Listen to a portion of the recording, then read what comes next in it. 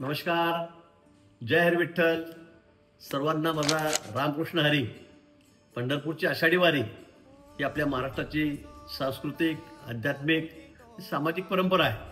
लाखो वारकरी विठुरायाच्या दर्शनासाठी पदयात्रा करतात.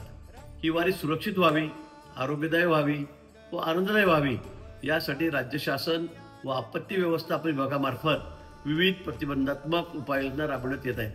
यामध्ये प्रामुख्याने वैद्यकीय सेवा असेल, सुविधा असेल, पाणी व स्वच्छता गृहव्यवस्था असेल, वारी मार्गावर व विश्रांती ठिकाणी मोबाईल व स्थिर स्वच्छतागृहांची उपलब्धता करून देण्यात येते.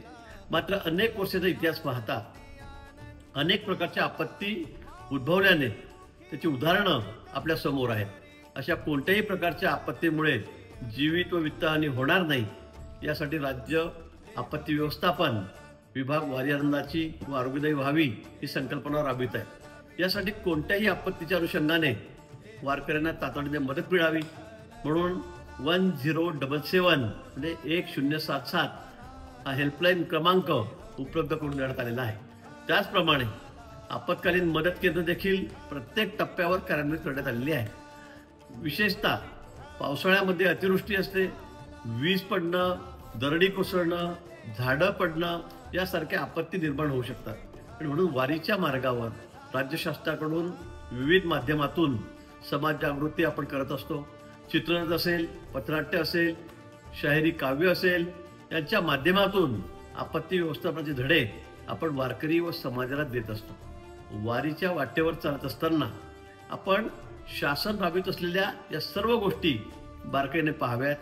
आपण सर्वजण भक्तिभावाने पंढरीच्या दिशेने वाटचाल करत आहात.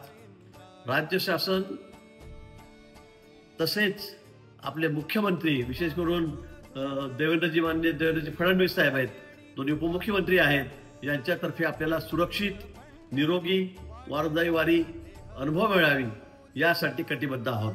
यासाठी माझ्या काही नम्र सूचना आहेत. रस्त्यावर चालताना विशेष खबरदारी घ्यावी.